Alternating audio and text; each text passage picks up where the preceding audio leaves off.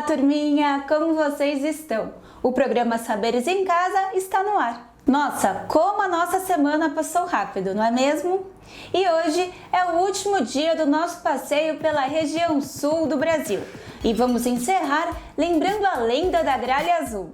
Aprendemos várias coisas. Será que vocês conseguem lembrar tudo que viram aqui com a gente? Eu quero ver o que vocês aprenderam. E para isso, depois que vocês fizerem o desafio do dia, postem nas suas redes sociais com a hashtag Saberes em Casa. Vamos descobrir que desafio é esse? O programa vai começar.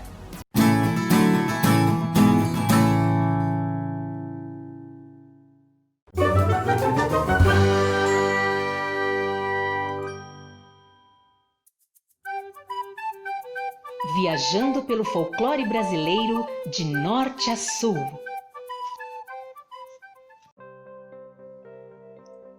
A lenda da gralha azul. A gralha azul é um pássaro que vive nas florestas de araucária, ou pinhão, e tem um hábito interessante. Previdente, ela sempre enterra algumas sementes do fruto. No entanto, como acaba esquecendo o local onde plantou, muitas germinam, se transformando em lindas árvores. Há muito tempo, quando Deus criou o mundo, pediu ajuda aos pássaros para espalhar as sementes da araucária. Nenhum deles quis, pois estavam ocupados em contemplar suas coloridas penas ou compor melodias com seu canto. Somente a gralha negra, de grito estridente, se ofereceu e passou a plantar as sementes da árvore. Para agradecer o seu gesto, Deus a cobriu com um manto azul da cor do céu, tornando-a distinta de todas as aves de sua espécie. Os índios coroados imitavam seu canto e os negros escravizados afirmavam que nenhum tiro de espingarda atingiria a gralha azul. Atualmente, a gralha azul é considerada o pássaro símbolo do estado do Paraná e continua sua missão de plantar araucária pelas serras da região.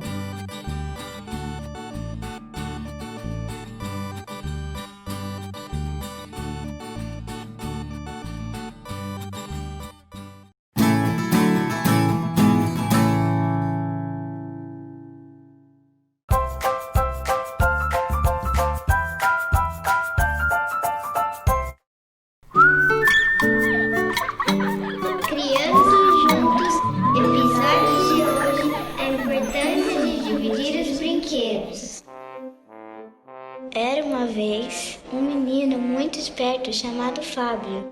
No primeiro dia de aula, na escola nova, Fábio levou muitos brinquedos para se divertir.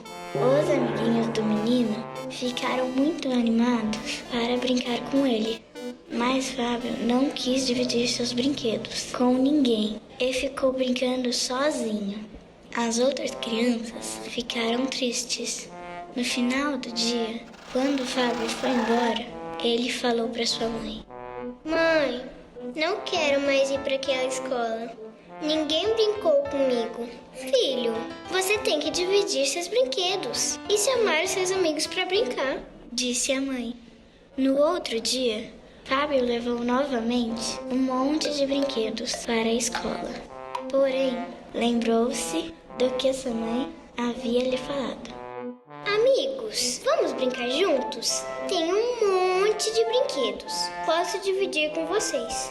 Então, Fábio e seus amigos se divertiram muito, passando uma tarde maravilhosa na escola. Quando o menino voltou para casa, estava muito alegre e contente. "Mãe, hoje todos os meus amigos brincaram comigo. Por isso fiquei muito feliz." "Muito bem, meu filho. Estou contente pela sua atitude em dividir os brinquedos com seus amigos." Fábio pôde perceber que, através da sua atitude, obteve muitas coisas boas. Ele entendeu que compartilhar é importante e que trouxe alegria, tanto para ele como para seus novos amigos.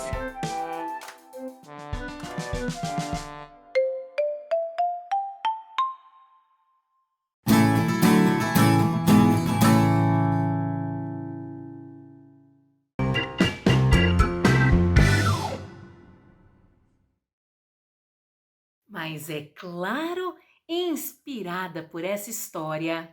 Que história, não? Puxa vida, o que uma leitura, o que um livro é capaz de fazer na vida das pessoas que se abrem para isso, não? Eu senti um desejo muito grande, abriu o meu apetite para juntos recitarmos. Vamos lá? E juntos vamos abrir o nosso baú da riqueza popular brasileira e descobrir qual é o poema que será entregue como presente para o dia de hoje.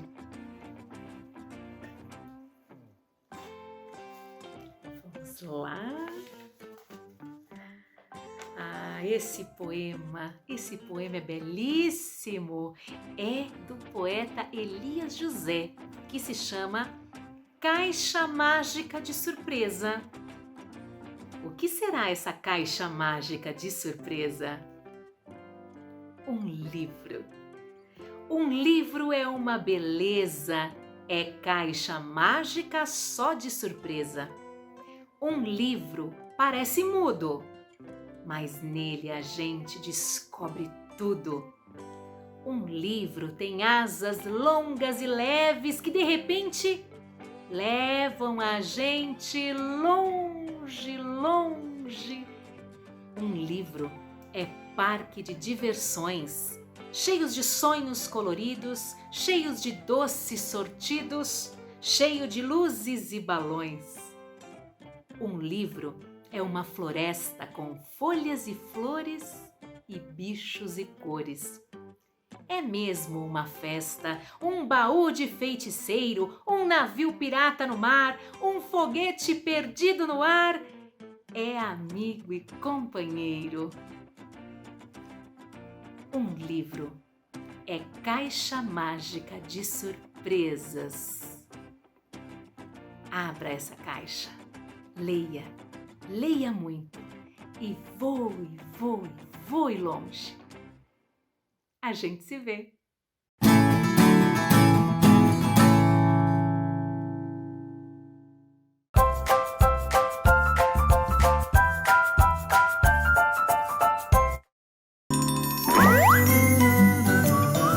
De criança para criança. Criando juntos, episódio de hoje, a ligação. Trim, trim, trim. Alô, quem fala? Oi, é a Júlia. Oi, Júlia, aqui é a Maria Clara, tudo bem? Tudo.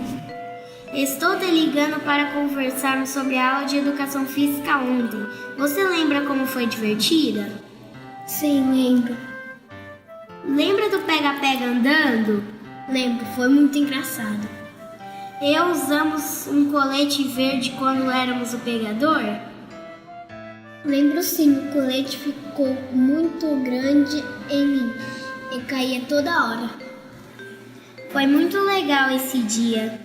Maria Clara, você lembra que depois teve a queimada 360 graus? Eu, como me lembro, logo fui queimada com uma bolada na barriga. Nossa, eu vi. Júlia, agora vou ter que desligar. Minha mãe está chamando. Tudo bem, até amanhã. Tchau, um beijo. Tchau, outro beijo.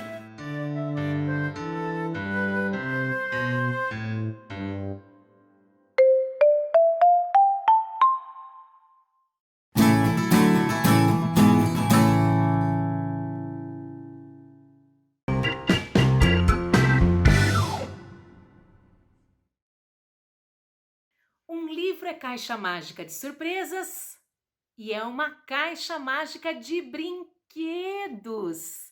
Vamos abrir um outro baú da riqueza popular brasileira e brincar com trava-línguas. Vamos! E olha só quem vem aí, é o nosso baúzão que eu gosto tanto. Vamos juntos abri-lo. Opa! Hoje o nosso trava-línguas vem num saco. Que coisa mais linda! Vamos juntos abrir?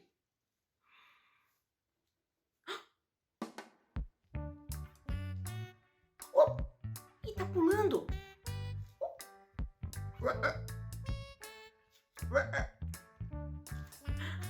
É um sapo! É o sapo que a amiga da minha tia princesa beijou, mas não virou príncipe. Vou ler para vocês esse trava-línguas.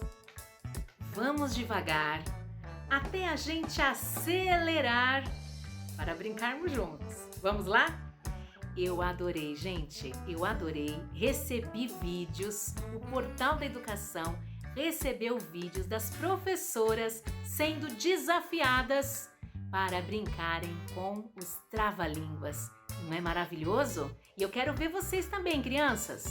Vamos brincar com os trava-línguas e vamos dar muita risada. Vamos? Olha o sapo dentro do saco. O saco com o sapo dentro. O sapo batendo papo e o papo soltando vento. Esse você já conhecia? Vamos junto comigo? Vamos lá. Olha o sapo dentro do saco. O saco com o sapo dentro. O sapo batendo papo e o papo soltando vento. Vamos acelerar? Olha o sapo dentro do saco, o saco com o sapo dentro, o sapo batendo papo e o papo soltando vento. Vamos acelerar? Mais um pouquinho? Vamos junto? Gente, eu começo até a suar, ó. Olha o sapo dentro do saco, o saco com o sapo dentro, o sapo batendo papo e o papo soltando vento. Vamos tentar sem ler? Vamos lá? Olha o sapo dentro do saco, o sapo no saco dentro, o sapo batendo papo e o papo soltando vento. Deu certo? Agora a gente tem que tentar falar rápido. Vamos lá? Deixa eu só ver se eu falei certo. Acho que eu não falei certo, né? Não falei? Vamos lá. Olha o sapo dentro do saco, o saco com o sapo dentro, o sapo batendo papo e o papo soltando vento. Mais uma vez. Olha o sapo dentro do saco, o saco com o sapo dentro, o sapo batendo papo e o papo soltando vento. Uau! Eu acho que foi! Você conseguiu? Se você conseguiu, parabéns! É isso aí, gente! Vamos brincar. Não faz mal. Errou? Dê risada, gente, porque a vida é feita disso. É feita de muitos erros. E é errando que a gente aprende, não é isso? Muitos beijos para vocês, que vocês possam beijar todos que vocês amam. E nada de baixo astral, hein? Nada de baixo astral. Alegria! A gente se vê.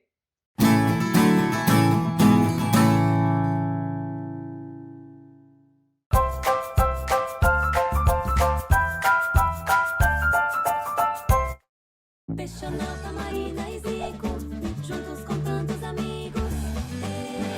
Hoje tem mais uma aventura. Hoje tem mais uma missão. Qual será o mistério? Venha Pop indicar. Pra entender o mistério, todo mundo vai dançar. Peixonauta, bate palma, os amigos batem o pé. Nós queremos uma pista, a Pop diz qual é. Caso da Lata Velha.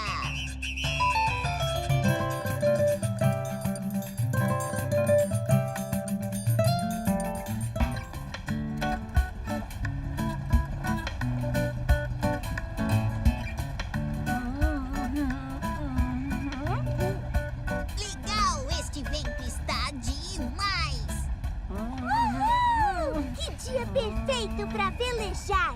Você não acha, Zico? Sim, eu acho. Sim, é claro. Mas e se a gente voltasse para a praia, hein? Quem falou isso? Boa ideia, eu concordo. Pode ser agora. Zico, espera um pouquinho, vai. Vamos dar só mais uma voltinha, tá bom? Ai, tá bem.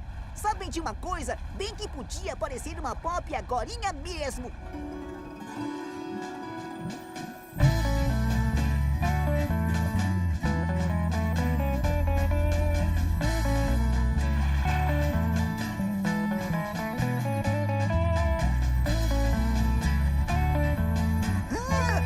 Vejam, eu chamei a Pop e ela veio. Legal! dançar como a Pop, minha gente!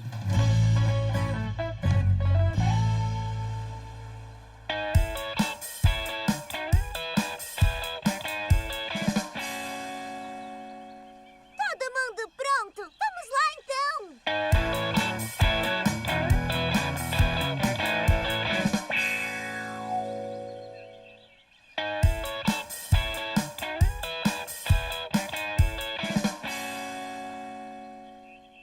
Ajudem aí! Falta só um pouquinho para ela abrir.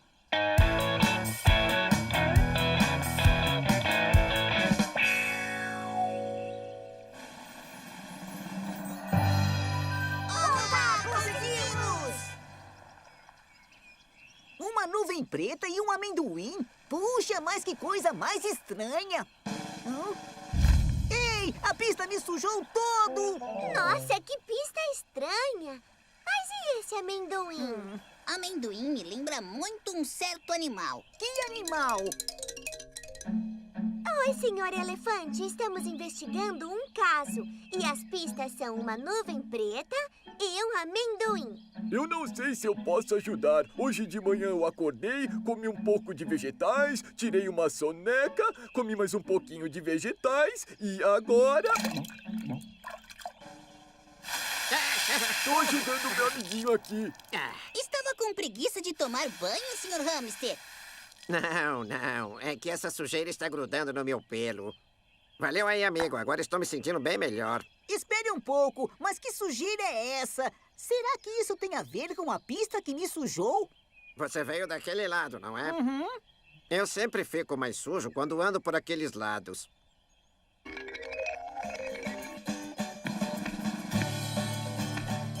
Aqui no nosso parque temos somente a certeza que aqui no nosso parque cada dia é uma surpresa. Aqui no nosso parque cada dia é uma surpresa.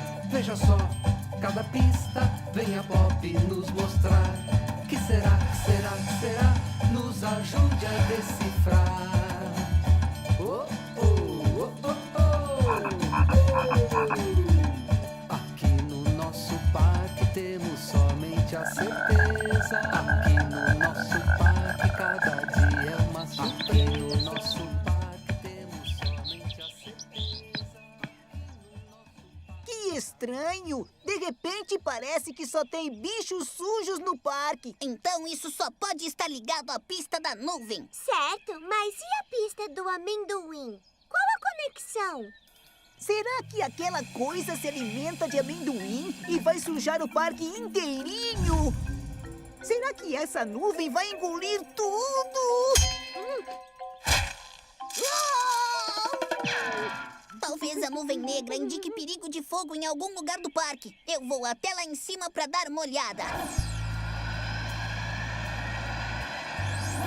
Cuidado! Desculpem, amigos urubus. Eu estava tão distraído que acabei não vendo vocês. Urubus? Nós não somos urubus, somos araras. Oh, puxa, eu não fazia a menor ideia de que existiam araras pretas. Nós ficamos desse jeito depois de uma fumaça que apareceu perto da nossa casa. Então a nuvem pegou vocês também? Foi isso mesmo, uma nuvem preta ao lado do pé de feijão.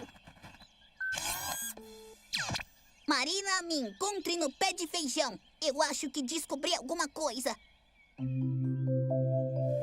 Deixa ver se eu entendi direito. Nós descobrimos que a nuvem preta está sujando os bichos, certo?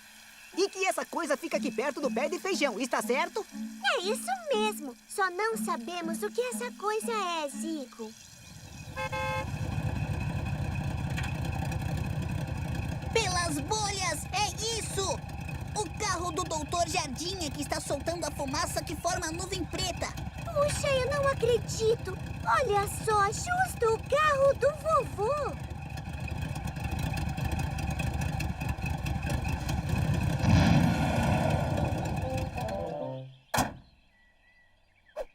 Meu Deus, o que é isso? Fica calmo, vovô. É só o Zico. Nós estamos trabalhando num caso, Doutor Jardim, e uma das pistas da Pop nos mostrou que o seu carro é que está poluindo o parque. O quê? A Chimbica? É, e eu acho que a única solução é trocar de carro, vovô. E, como prêmio, o senhor vai comer muitos amendoins. Esperem, eu não sei se estou entendendo direito. Vocês querem que eu me livre da Chimbica? Isso, Doutor Jardim. Porque aí ela não vai mais soltar fumaça e os bichos não vão mais ficar todos sujos de fuligem. Bichos? Mas que bichos? Nós! E nós? E nós também. Não pode ser. Deve ter sido outra coisa que sujou eles. Não a minha Chimbica. Mas, vovô, o senhor não viu como ficou a cara do Zico quando ele parou na frente do escapamento da Chimbica? É, o senhor até se assustou achando que era um monstro preto. Uá!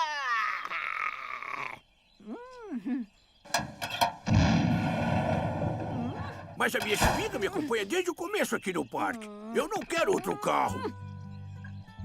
Foi na Chimbica que eu trouxe as primeiras mudas de árvores e os primeiros bichos para o parque. Ela está comigo há 25 anos. Eu não conseguiria me separar da minha Chimbica. Puxa, e agora? Nós temos que solucionar o caso, mas não podemos deixar o Doutor Jardim triste. Ele gosta da Chimbica como se fosse uma pessoa. Ei, esperem aí! Nós ainda não descascamos as pistas do amendoim.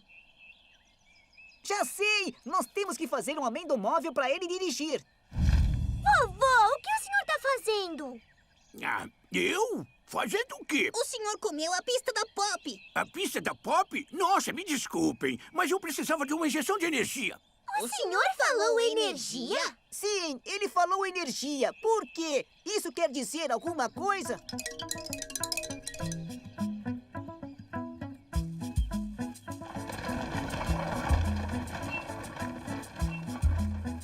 O óleo de amendoim pode ser transformado em combustível.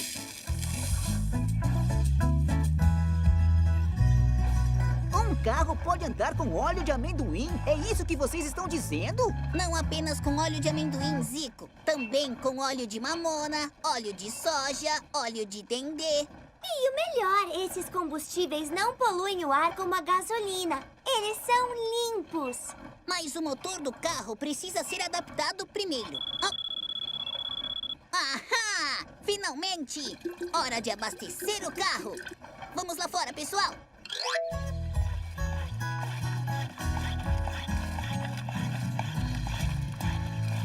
Agora, vovô, o senhor já pode ligar.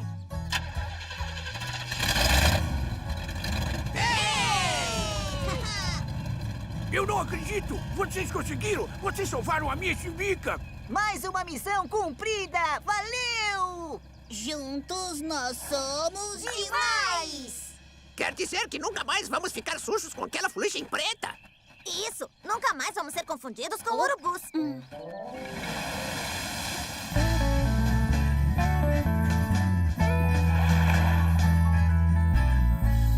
Olhem lá! Uma Pop!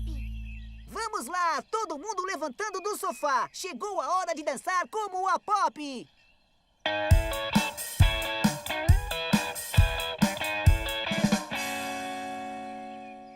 Agora, pessoal, cada um dançando do seu jeito. É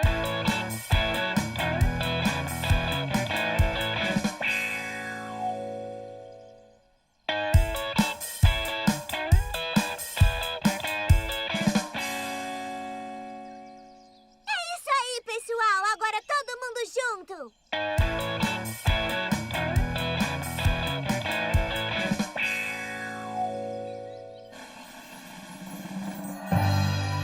Oba, conseguimos!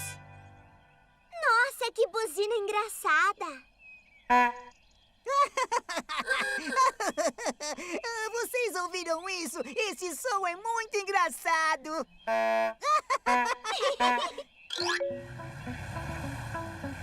Yupi! A minha Chimbica está andando como nunca e sem poluir o parque.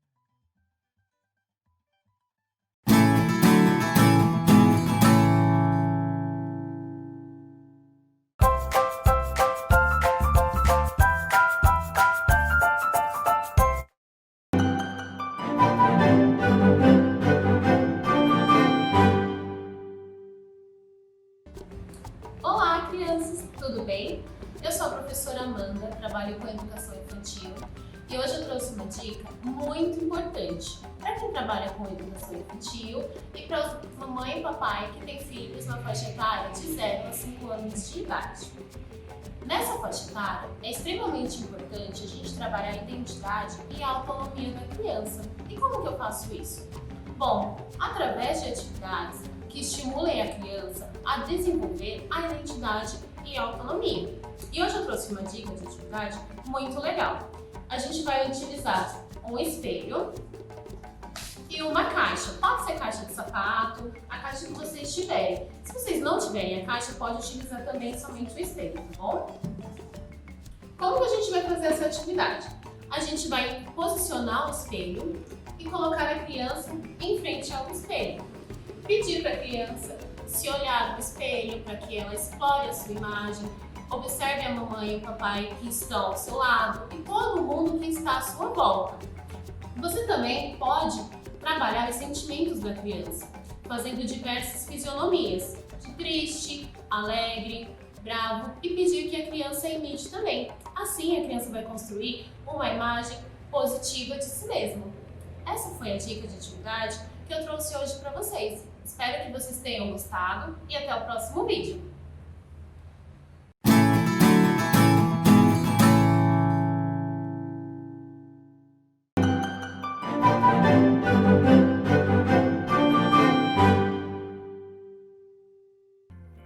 Olá, eu sou a professora Maíra e hoje vamos aprender um pouco mais sobre pensamentos e sentimentos.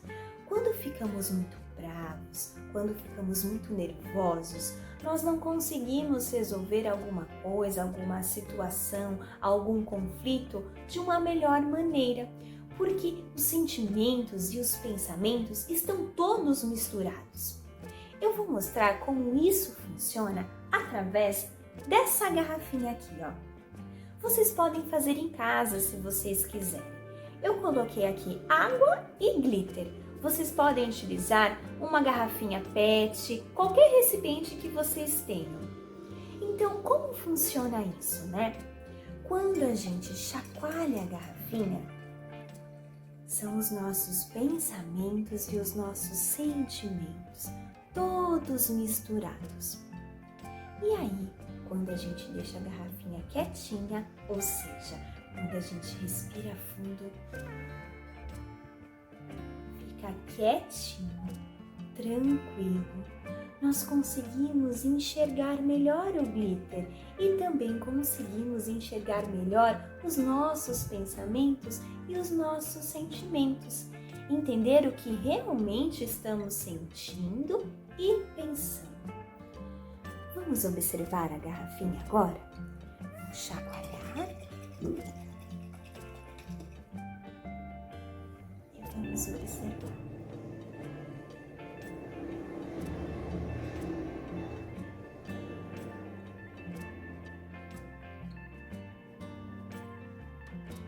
Vou observar a cor do glitter, como ele está se movimentando na água.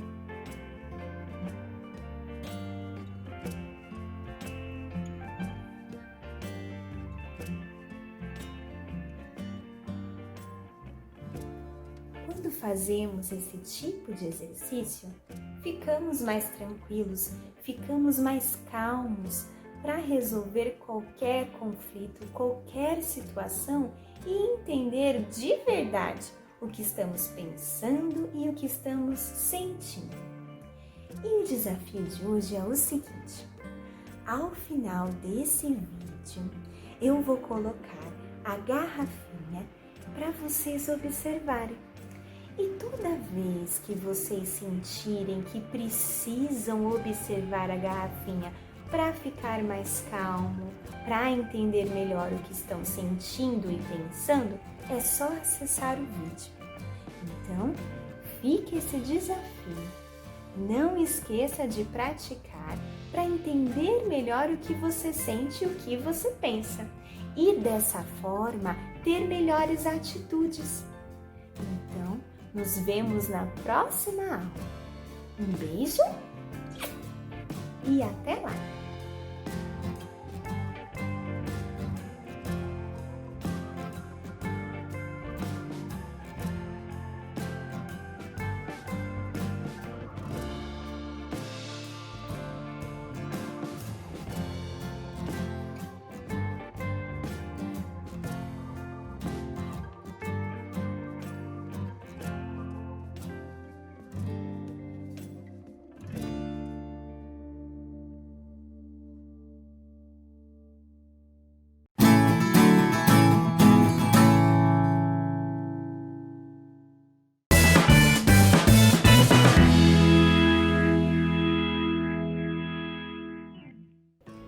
dia, turma, tudo bem?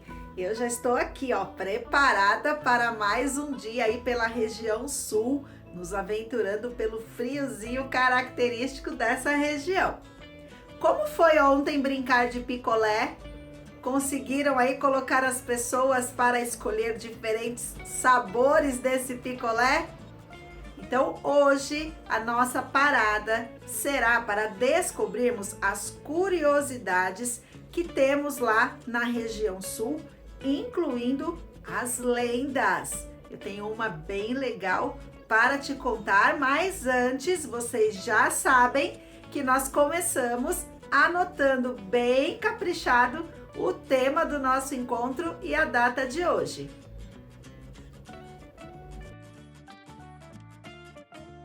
Então vamos lá. Quando eu falei com vocês sobre os aspectos naturais que nós temos lá na região sul, eu mostrei um animal característico de lá, que é a gralha azul. Se lembram dela? Existe na região uma lenda, que é a lenda da gralha azul. Então as pessoas contam que a gralha azul, assim como as outras aves que fazem parte da mesma família que ela, teriam as penas todas da mesma cor. Então ela não teria nenhuma outra característica que chamasse tanto a atenção e fizesse ela ser tão bela assim. Mas aí, um belo dia, todas as aves da região receberam uma grande missão. A missão de espalhar sementes de araucária por toda a região sul. Como a área estava sendo muito devastada para a criação de gados, tanto que eu te contei que o churrasco lá é bem famoso, então as aves precisariam espalhar essas sementes, devolvendo a vegetação para essas áreas degradadas. Mas aí, ninguém quis espalhar as sementes. Nenhuma ave quis contribuir. Elas falaram, eu espalhar semente? Eu não, nem ligo para o que está acontecendo. Apenas uma ave aceitou o desafio. E sabe qual foi essa ave? A gralha azul. Então, sabe o que ela fazia? Ela pegava as sementes, ela chegava no solo, na terra, jogava a semente lá no solo e aí com o bico ela ia lá, ó, e batia na semente, enterrando essa semente no chão. Depois de muito tempo, essas sementes se transformavam numa linda árvore de araucária. E ela fez isso por toda a região sul. Ela andou em todos esses estados espalhando sementinhas, batendo lá com o seu biquinho e fazendo com que grandes florestas de araucária se formassem na região sul. Como recompensa por ter sido a única ave que aceitou o desafio e cuidou tão bem da região, ela recebeu como presente um grande manto azul, que fez com que ela ficasse com esse contraste de cores tão lindo. E ela passa a ser, então, uma ave muito admirada. E ela marca com isso um pouquinho aí da história, da cultura e das lendas que formam a região sul. Gostaram? Ela é linda, né? Olha só a imagem dela. Eu trouxe outra foto aqui para compartilhar com vocês. Então, ao longo dessa semana, eu já fui te contando algumas curiosidades que nós temos lá na região sul. Então, por exemplo, as construções terem um padrão arquitetônico que reflete a influência dos povos que começaram a colonizar essa região. Contei também que o bioma característico lá, se nós falarmos do Paraná e de Santa Catarina, nós temos Mata Atlântica, mas aqui na região sul nós temos os pampas, aquelas regiões mais planas, muito utilizadas para a pastagem do gado. E a carne, o churrasco, é muito apreciado exatamente por isso. Os bois, a criação de bois lá na região é muito grande. Falei do chimarrão, falei de algumas roupas típicas que eles utilizam lá, principalmente por causa do frio. Ah, contei também que em algumas regiões neva. Você conseguiu observar alguma foto desse frio todo sendo representado pela neve ou pelo gelo? Então, todas essas curiosidades, elas marcam a região sul. Assim como eu trouxe para vocês ideias que marcam a região Nordeste e a região Sudeste. Então, agora, para finalizar a nossa semana, antes de eu te contar qual será o seu desafio para o final de semana, eu gostaria que nós brincássemos, mas, ao mesmo tempo, investigássemos essas características, diferenciando mais uma vez tudo aquilo que temos na região Nordeste, na região Sudeste e aqui na região Sul. Então, vem comigo que nós vamos nos divertir um pouquinho, mas investigarmos também essas diferenças das 3 regiões que já passaram por aqui. Então, vamos lá? Preparadíssimos aí para descobrir um pouquinho mais sobre as 3 regiões que nós já conversamos um pouquinho ao longo dos nossos encontros? Então, vai funcionar da seguinte maneira.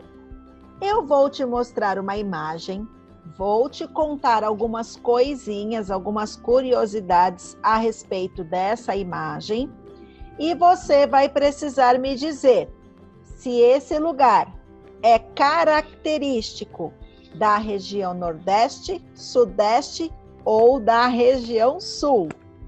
Vamos tentar? Então, levanta aí do sofá, fica bem pertinho da televisão ou olhe com bastante atenção o computador, o celular, o local que vocês estiverem e vamos descobrir junto com a Pro. Primeira paisagem. Então, vamos às dicas. É um lugar... Nossa, eu já ia contar para vocês onde fica, não pode. É um lugar onde nós temos um planalto bem nas laterais de onde fica esse lugar. Isso faz com que a umidade vinda do oceano não chegue nesse local, fazendo com que tenha uma região muito seca, que sofre muito com a chuva, a falta de chuva. Existem períodos que eles ficam muito, mas muito tempo sem ter chuva por lá. Esse local fica na região Nordeste, na região Sudeste ou na região Sul? Qual você escolhe? Fala bem alto, coloca o dedinho na tela, escolhe aí a sua resposta que eu vou te mostrar. Estamos na região Nordeste, na região do Sertão Nordestino. É um pedacinho do Nordeste, tá? Lá nós temos características bem diferentes. Aqui nós temos um ponto turístico muito visitado que fica em uma dessas 3 regiões. É o arquipélago de Fernando de Noronha, uma área praticamente 100% preservada, protegida, né? Nós temos lá muitos animais, muitas plantas, riquíssimos da biodiversidade aí do nosso país. Então é uma área muito protegida, mas muito visitada pelos turistas, exatamente pelas belezas que nós temos por lá. Onde vocês acham que fica? Vou te dar uma dica. Já sabe qual é? Mas mesmo assim eu vou te dar uma dica. Fica num estado que a sigla é PE. Ficou mais fácil ou mais difícil? Onde nós estamos? Estamos na região Nordeste, isso mesmo. Vamos para a próxima. Aqui nós temos um estado com um grande desenvolvimento econômico, com um potencial de industrialização muito grande. Fez parte do ciclo de desenvolvimento do ouro, depois fez parte do ciclo do desenvolvimento do café e continuou crescendo, crescendo, crescendo cada vez mais esse estado. De que região nós estamos falando agora? Para onde nós fomos? Já sabem que estado é esse? Sabem? Estamos falando da região sudeste e essa imagem é do estado de São Paulo. E agora? Nós também temos praias, nós também temos cidades, alguns monumentos aí visitados também pelos turistas. Cristo Redentor, o Pão de Açúcar, o Bondinho, a Cidade Olímpica. Onde será que nós estamos? Esse estado, vou te dar a dica também. A sigla dele é RJ. Já sabe qual é o estado e qual é a região? Estamos na região sudeste e essas imagens fazem parte do estado do Rio de Janeiro. Vamos mais um pouquinho? E agora, essa imagem lindíssima, com essas quedas d'água exuberantes, formando as maiores quedas d'água que nós temos no mundo, algumas com mais de 80 metros de altura, um parque riquíssimo com aspectos naturais lindíssimos, que está localizado em qual região? Quem descobre? Vamos lá?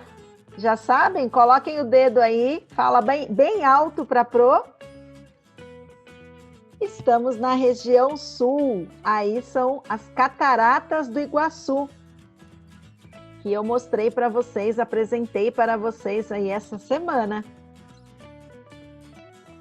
E essa paisagem aqui? Regiões de planície, com vegetação rasteira, muito utilizada para a pastagem de gados. Eles têm muitas criações de gados por lá. Vou dar mais uma dica para ficar bem fácil. Olha a diferença que nós temos nesse bioma. Lá é muito frio, mas muito frio. Qual é a região? Isso, parabéns, a região sul. Aí é o bioma, são os Pampas ou Campos Sulinos. E aqui, para finalizar as nossas descobertas aí pelas regiões do Brasil, eu trouxe uma cidade chamada Ouro Preto, olha o nome, que ficou muito famosa, não só pela arquitetura que a cidade tem, mas também por muitas minas de ouro que foram descobertas por lá. Qual é a região? Já sabe? Então marca aí. Estamos em Minas Gerais, na região sudeste. Parabéns! Agora você espera só mais um pouquinho que a Pro já volta. Parabéns! Vocês se saíram excelentes guias de turismo. E olha, eu gostaria muito de viajar e embarcar com vocês, viu? Estão craques nas principais características dessas 3 regiões. Então agora, como nós teremos o final de semana pela frente, o nosso desafio, ele é um pouquinho mais elaborado, tá bom? A minha proposta é que vocês montem um jogo da memória e a partir desse jogo da memória, vocês também convidem e desafiem as pessoas que estão aí na sua casa para um final de semana muito divertido e cheio de descobertas. Então, observem a imagem que eu vou te mostrar. No meu exemplo, eu coloquei apenas 3 pares de cartas, tá bom? Mas você pode fazer com quantos pares você quiser. Então, o primeiro par de cartas que a Pro colocou aí é o azul. Então, em cima está assim, ó, região onde temos belas praias e muitos turistas ao longo de todo o ano. Essa é uma das características muito marcantes da região Nordeste. Então, eu já fiz a carta que faz parzinho com essa informação. Faço o meu segundo par. Região marcada pelo grande processo de industrialização. Então, a resposta que combina com essa cartinha é a região Sudeste. Então, eu faço o joguinho ali com a região Sudeste. E a última que eu montei, só para usarmos de exemplo, região onde temos períodos muito frios e até neva.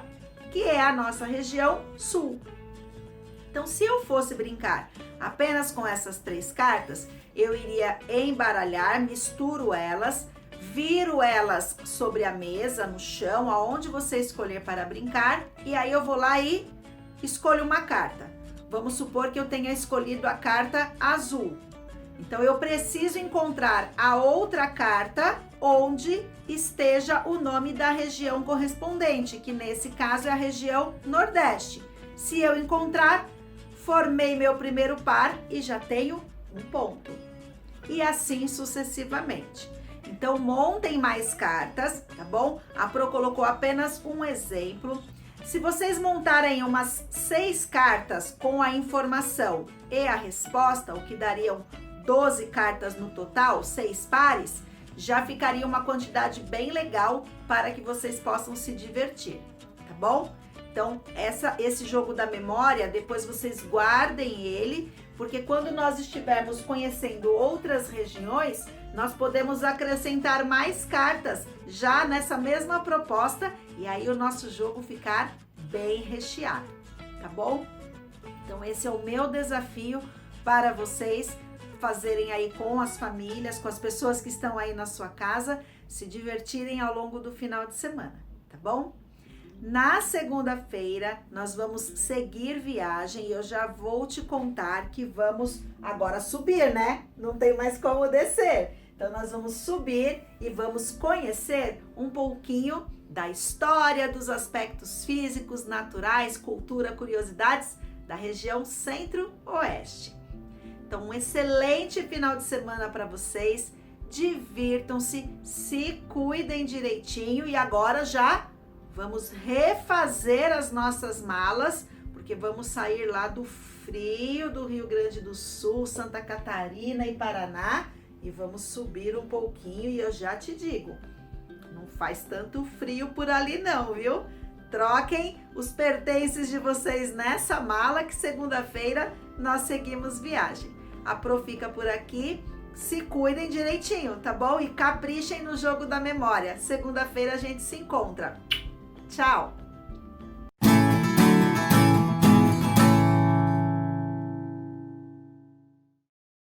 Planejamento. Política pública voltada para o cidadão.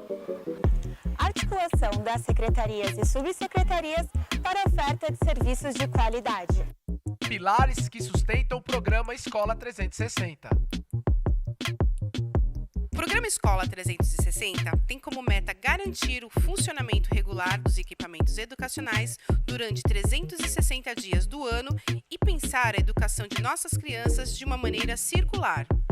Dessa forma, o conhecimento percorre um ângulo de 360 graus em busca do desenvolvimento integral. Os céus são espaços que abrigam as ações da Escola 360. Construídos em regiões periféricas da cidade, eles são referência para pessoas em situação de vulnerabilidade social. Depois que eu comecei a fazer o curso, eu já quis logo comprar a máquina e começar a fazer, produzir, né? Porque eu não tinha o objetivo de produzir. Mas aí depois que eu vi que o sofazinho que eu fiz vendeu, aí eu falei, não, vou produzir, né? Nos céus, os alunos das escolas municipais e a comunidade do entorno usufruem de cursos extracurriculares, atividades esportivas, culturais e de lazer. Um exemplo da importância desse projeto é o número de atendimentos. São 252 mil pessoas apenas em 2019 e serão muito mais, com a entrega de 3 novas unidades nos bairros Bom Sucesso, Itapejica e Continental. Aqui nos céus, são oferecidos 8 níveis de inglês e espanhol em turmas como essa. Eu já tive a oportunidade de estudar em escolas particulares e pude ver o quão de qualidade é o curso oferecido pela prefeitura, em termos de capacitação de profissionais, o material desenvolvido, toda a dedicação por trás de toda a aula que temos.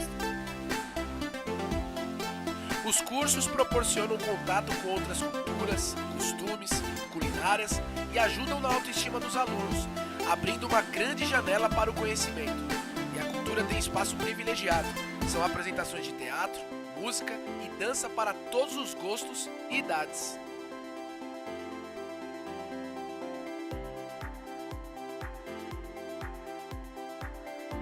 Nas aulas de artes marciais já formamos campeões. Everton Santos começou no karatê aos 14 anos no Céu Pimentas. O menino pouco comprometido com a escola se transformou. O karatê abriu todas essas janelas, essas portas para mim, todo o meu campo de visão, para mim conseguir seguir nesse sonho de atleta, de buscar novos sonhos, novas metas dentro da competição e possivelmente profissionalmente, em faculdades, até virar professor para transmitir todo esse conhecimento que é passado para mim.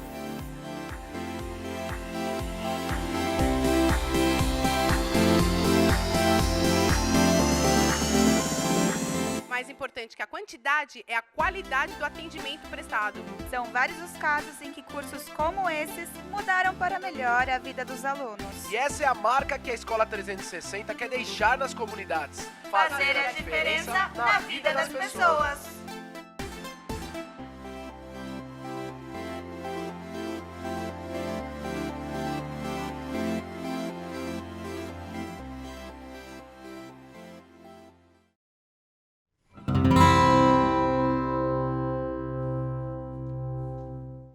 Olá, galera da EJA! Está chegando mais uma aula caprichada de língua e cultura portuguesa para vocês. Hoje o assunto será tipos de discurso. Ficaram curiosos? Então fiquem ligados e aprendam bastante.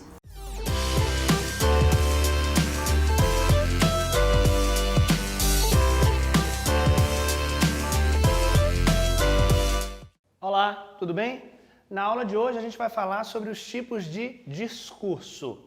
Calma, eu não vou fazer um discurso para você, né? Como a gente vê às vezes o discurso de um político, o discurso de uma celebridade, não é desse discurso que eu estou falando não. Quando a gente fala em discurso na língua portuguesa, a gente está falando da prática de produção de textos orais e escritos. Um discurso, ele nasce dentro de um contexto, então a gente tem que compreender qual o posicionamento daquele discurso, quem é que está enunciando aquele discurso, para a gente poder fazer uma análise. Do ponto de vista gramatical, do ponto de vista da reprodução do conhecimento, da reprodução de um pensamento, o discurso pode ser manifestado de duas formas, ou por meio de um discurso direto, ou por meio de um discurso indireto.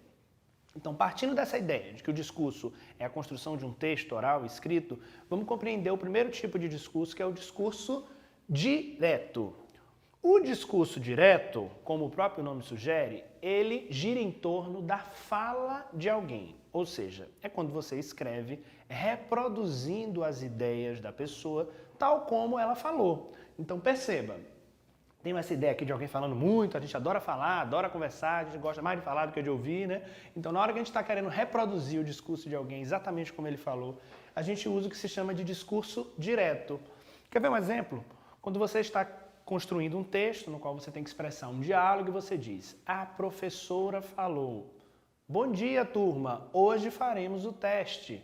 Perceba, o meu tom de voz foi alterado, eu quis reproduzir a fala da professora. Bom dia turma, hoje faremos um teste. O meu tom de voz foi alterado. Na hora da escrita, eu vou precisar sinalizar que é a fala de uma outra pessoa, a fala de uma personagem. Então, quando eu uso a fala de alguém exatamente tal como ela é expressa, exatamente como a pessoa fala, a gente diz que a gente está utilizando um discurso direto. A gente usa os verbos dissende para expressar esse discurso direto. Que verbos são esses? São os verbos do dizer. Dizer, afirmar, ou seja, são verbos que marcam que a personagem, que a pessoa está falando. A professora disse, : hoje faremos o teste, turma. Então esse disse é a sinalização de um verbo dissende. Na hora de marcar o discurso direto na escrita, a gente vai ter que recorrer a recursos que são próprios da escrita, como, por exemplo, a pontuação. Porque perceba, na hora que eu estou reproduzindo, contando para você uma história, por exemplo, eu posso estar fazendo uma contação de história, de um caos, de uma narrativa, é fácil eu marcar a voz, é só eu mudar o meu tom.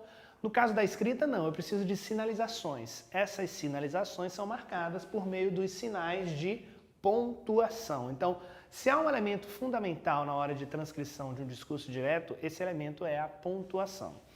Perceba que quando você for escrever, você vai ter que utilizar pelo menos dois sinais extremamente básicos. Os dois pontos para marcar que a fala vai ser dita, ou seja, para anunciar a fala. Quando você coloca uma construção do tipo, a atriz anunciou aos fãs.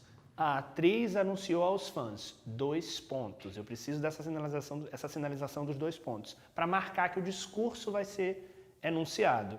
A atriz anunciou aos fãs. 2 pontos. Aí eu abro aspas ou coloco um travessão para sinalizar a fala da personagem. Então, a pontuação é muito importante na marcação do discurso direto. Para marcar que alguém está falando no seu texto, ou você utiliza o travessão ou as aspas. Então, nesse caso, a atriz anunciou aos fãs, 2 pontos.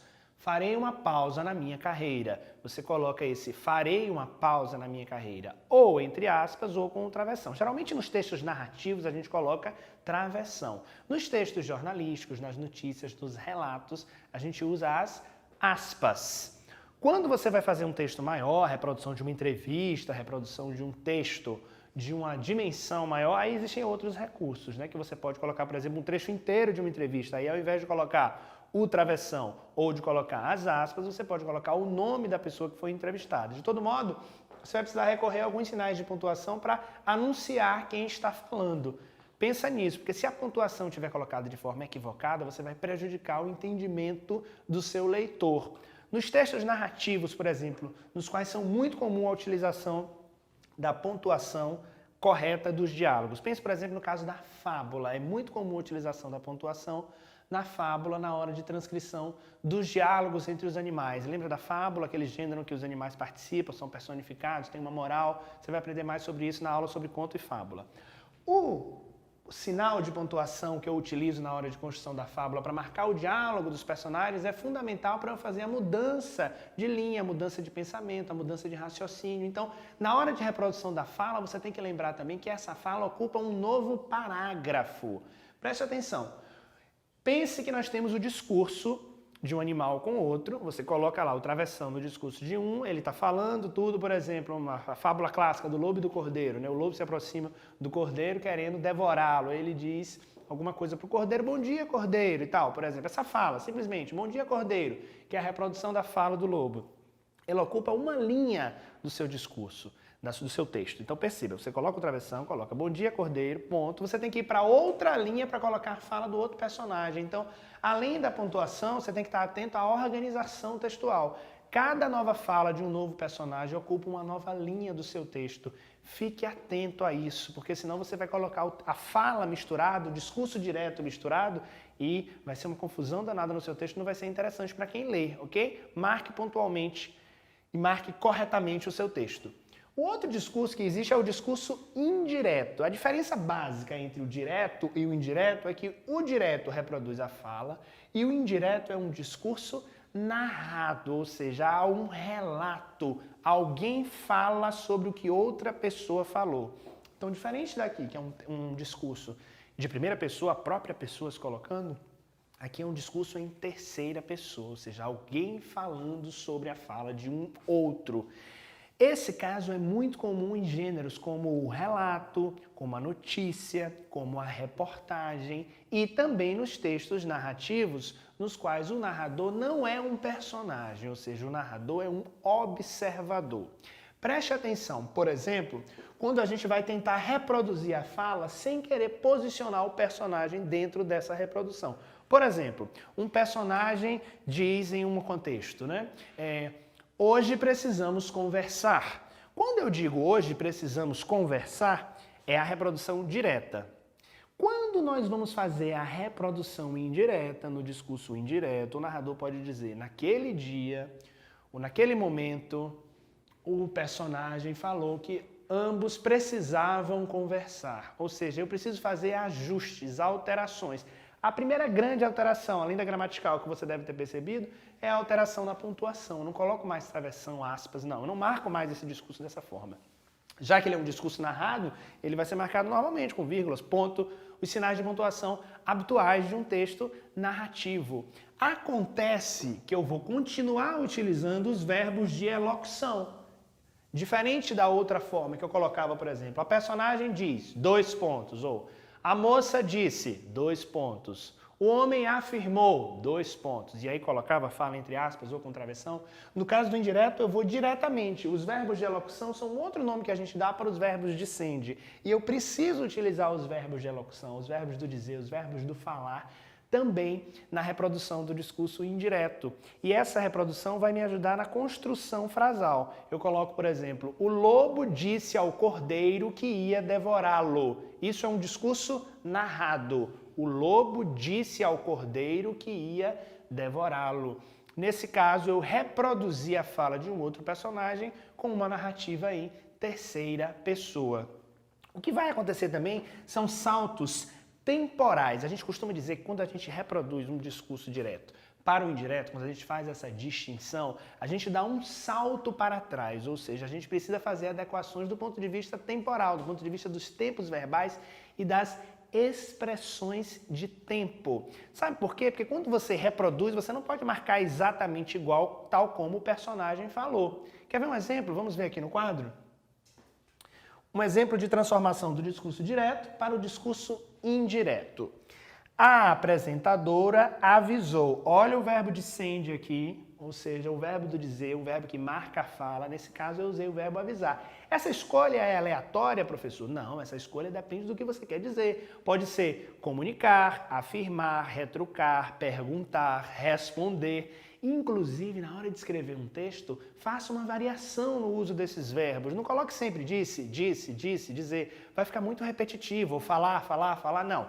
Tente variar a utilização dos verbos de sende a depender da ideia que você quer apresentar no seu texto. Isso vai facilitar muito e vai dar uma diferença, vai mostrar que você tem um repertório vocabular rico. Lembre-se disso.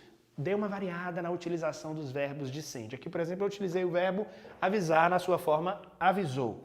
A apresentadora avisou, 2 pontos. Olha a pontuação, abre aspas. No próximo programa, vou revelar um segredo. Bom, nesse caso, a gente reproduziu a fala exatamente tal como a apresentadora falou. Quando eu vou para o discurso indireto, eu coloco a apresentadora avisou que no programa seguinte revelaria um segredo. Nesse caso, nós temos uma questão interessante para analisar a transformação do discurso falado para o discurso narrado, a fala e a narração. Perceba, além de eu ter incorporado a fala da apresentadora no meu discurso, a apresentadora avisou que no programa seguinte... Então, eu já mudo um pouco a forma de utilizar a expressão temporal. Por isso que eu falei nos saltos temporais, a maneira de escrever. Ela disse no próximo programa na fala, mas na hora da reprodução eu já usei programa seguinte, que é o que vai acontecer, por exemplo, quando eu for usar a expressão amanhã no discurso direto, na hora do discurso indireto eu vou acabar utilizando no dia seguinte. Quando eu utilizo a expressão ontem no discurso direto, eu utilizo o dia anterior no discurso indireto. Então, fique atento a esses saltos temporais. Revelaria um segredo, revelaria, ou seja, eu saí do futuro do presente, uma expressão, indicação de futuro do presente, né? Vou revelar é uma representação de revelarei, que seria uma expressão no futuro do presente, e eu fui para o futuro do pretérito, porque eu dei um salto para trás, então houve uma alteração do ponto de vista verbal. É preciso ficar atento, então, na hora de reproduzir no discurso narrado, no discurso indireto, esses saltos temporais. Então, guarde isso, hein? Discurso direto, a gente está reproduzindo a fala de um personagem, preciso ficar atento à pontuação, preciso ficar atento à variedade de uso dos verbos de sende. E no discurso indireto, eu vou continuar usando esses verbos de elocução, os verbos do dizer, só que agora é um discurso narrado, reproduzido em terceira pessoa para relatar o que o outro disse.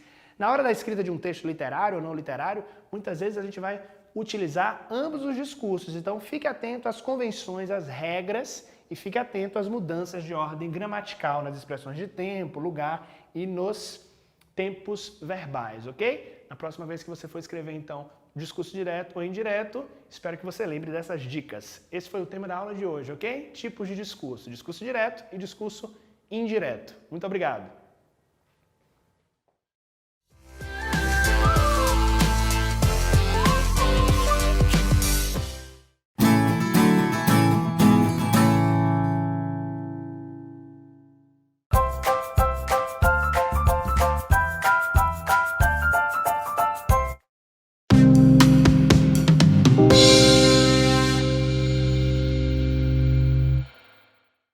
Olá, bem com vocês? Hoje em nosso encontro iremos falar sobre as danças típicas do Brasil. Mas antes de falarmos sobre esse tema, vocês lembram da conversa que tivemos em encontros anteriores sobre os povos do Brasil? Dos indígenas que viviam aqui antes dos portugueses chegarem, depois a chegada dos portugueses e a escravização dos negros africanos? Bem, esses 3 povos compõem a nossa cultura e influenciaram os nossos costumes. Muitas das danças folclóricas e festas populares do Brasil foram inspiradas na cultura dos povos indígenas, africanos e europeus. E vocês já conheceram algumas dessas festas aqui no programa Saberes em Casa. Os povos indígenas, por exemplo, inspiravam os movimentos das suas danças a partir da sua vida cotidiana, das relações com os elementos da natureza e as suas crenças. Os africanos traziam em suas danças movimentos que conectavam com os seus antepassados, com as suas crenças, com as emoções e a arte do seu povo. Já os portugueses, a partir da colonização do Brasil, trouxeram tradições do seu calendário religioso, os foguetes regionais, como as cavalhadas, o bumba meu boi e o fandangos. A dança é uma das artes mais antigas do mundo, contada em vários capítulos de livros que falam sobre a história da humanidade.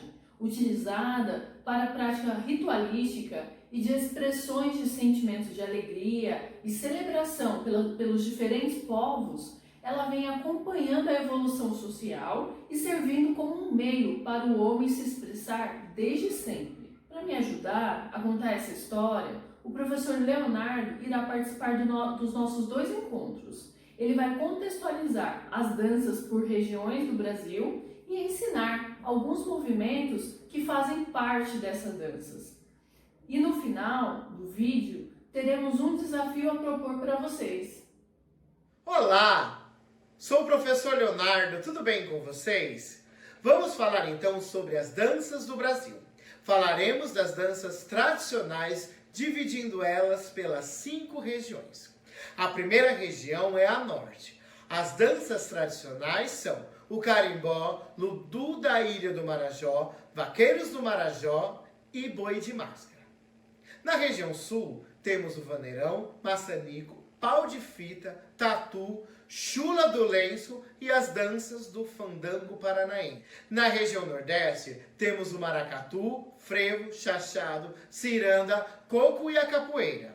Na região centro-oeste, temos a catira, o chupim, cururu, siriri, engenho de maromba e a cavalhada. Na região sudeste, temos os congos, congados ou congadas, Moçambique, caboclinhos ou caipós, folias de reis, São Gonçalos e calango mineiro. Pesquisando sobre Guarulhos e suas festas culturais e religiosas que fazem parte da história da cidade, temos a festa da Nossa Senhora de Bom Sucesso, realizada desde 1741. Nessa época, havia uma grande influência do catolicismo por conta da colonização de Portugal pelos padres jesuítas. Entretanto, também temos outras contribuições de diferentes grupos étnicos que, no processo de evolução urbana, instalaram-se na cidade. As diferentes formas de organizar-se a vida social, inicialmente com os índios Maromomi, depois, com a chegada dos portugueses, dos italianos, japoneses, árabes, dos paulistas do interior, dos mineiros, baianos, pernambucanos, paraibano, entre outros de suas manifestações culturais e religiosas, deram forma à beleza da cidade de Guarulhos.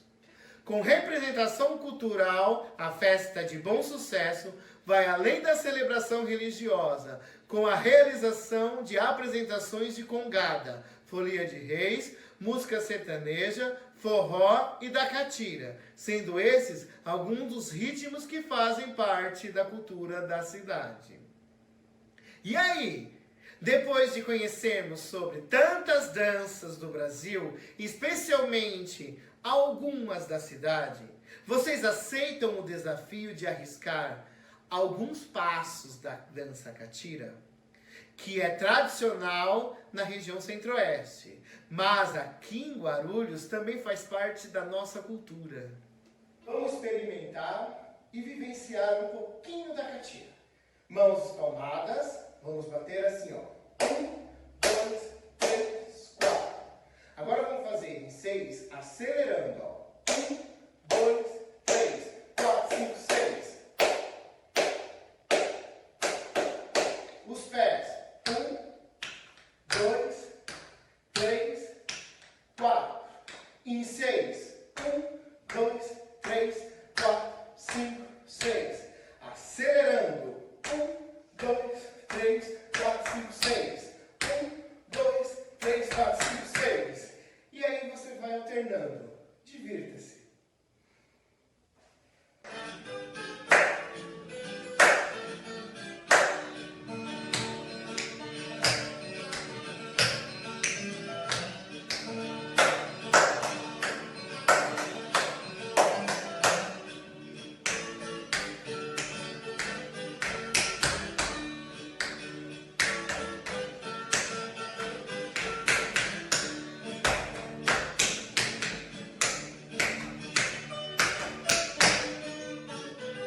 Gostaram do nosso encontro de hoje? Conhecem outras danças além das que apresentamos para vocês?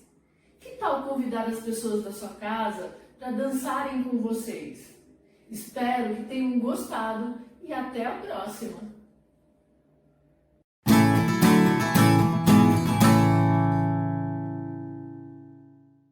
Bom, turminha, e o programa Saberes em Casa chegou ao fim.